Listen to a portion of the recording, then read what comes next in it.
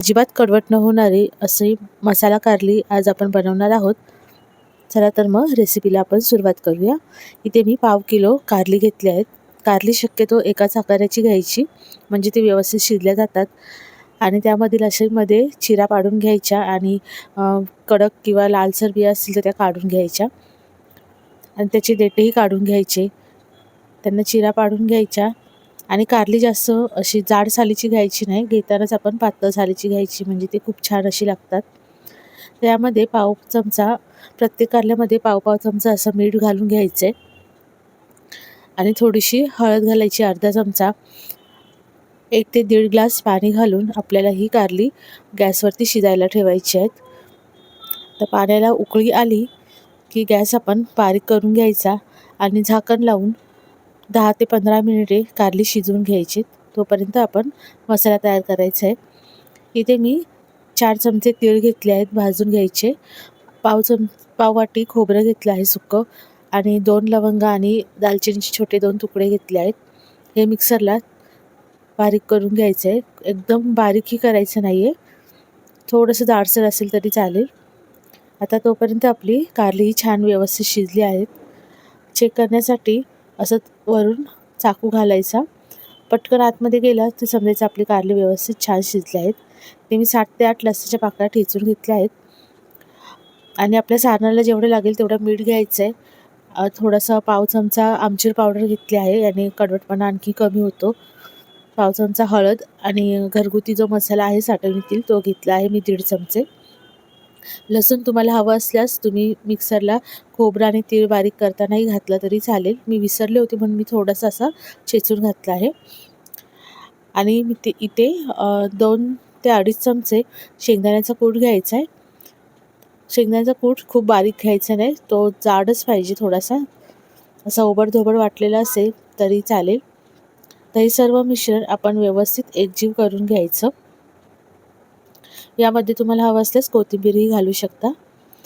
हे छान व्यवस्थित मिक्स झालं आणि हे सारण जास्त झालं तरी तुम्ही डब्यामध्ये स्टोअर करून ठेवू शकता, म्हणजे तुम्हाला कुठल्या दुसऱ्या भाज्यांनाही वापरता येईल. ते फ्रीजमध्ये 15 ते 20 दिवस व्यवस्थित टिकतं, अजिबात खराब होत नाही. तुम्ही या मसाल्याने भरलेली वांगी, गवार किंवा भरलेली दोडकी वगैरे बनवू शकता. आता आपण ही कारली शिजल्यानंतर व्यवस्थित 3 ते 4 पाण्याने धुवून घ्यायची आणि कडक बिया असतील तर त्या काढून घ्यायच्यात. कोवळ्या बिया आपण तशाच ठेवून द्यायच्या. आणि कारल्यामध्ये मसाला खूप जास्तही भरायचा नाही आहे, जेवढा सहजपणे बसेल तेवढाच भरायचा, म्हणजे फ्राय करताना मसाला बाहेर निघत नाही आणि करपतही नाही. असं थोडासा कमी मसाला असेल तरी कारली आपली खूप छान अशी लागतात.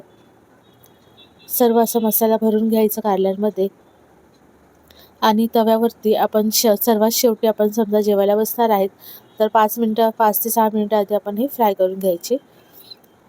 तव्यामध्ये तवा चांगला व्यवस्थित तापला की 2 चमचे तेल घालायचे आणि मध्ये मोठ्या साईजचा कारला असेल ते घालून घ्यायचं आणि बाजूने सर्व दुसरी कारलीही घालायची, म्हणजे मध्ये त्याला थोडा जास्त आच लागते आणि कारली व्यवस्थित मधली शिजल्या जातात. कारली तर आपली व्यवस्थित शिजलेलीच आहेत.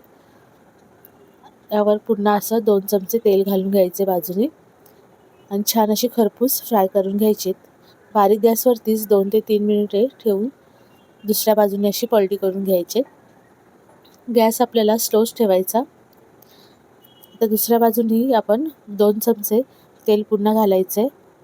छोटे चमचे घेतले आहे तेलही जास्त घालायचं नाही आहे. हे पहा, इथे 2 चमचे तेल असं घालून घ्यायचं आहे. आता इथे 2 मिनटं झाली, 2 ते 3 मिनटे की आपली कारली छान अशी फ्राय झालेली आहेत. बघा किती छान खरपूस अशी फ्राय झालेत. आणि फ्राय करताना थोडीशी त्याला दाबून घ्यायची, म्हणजे सर्वकडून कारली व्यवस्थित फ्राय होतात. तर आपलं जे उरलेलं सारण आहे, तुम्हाला जर आवडत असेल तर असं थोडंसं वरून घालायचं, म्हणजे कसं मुलांनाही भाजीला असं थोडासा मसाला असेल तर आवडतो. आता हे सर्व सारण आपण सगळीकडे असं पसरवून घ्यायचं आणि 1-1 मिनिट दोन्ही बाजूनी थोडंसं फ्राय करायचं आहे, म्हणजे सारणही आपलं व्यवस्थित फ्राय होतं आणि कारली खूप छान अशी चविष्ट लागतात. ही गरमागरम अशी कारली चपातीबरोबर, भाकरीबरोबर खूप छान लागतात. तर ही रेसिपी तुम्ही नक्की बनवून पहा आणि मला कशी वाटली ते मला कमेंटमध्ये सांगा. व्हिडिओ कसा वाटला, आवडला असल्यास चॅनलला लाईक, शेअर आणि सबस्क्राईब करा. व्हिडिओ पूर्ण पाहिल्याबद्दल तुमचे सर्वांचे मनापासून खूप खूप धन्यवाद.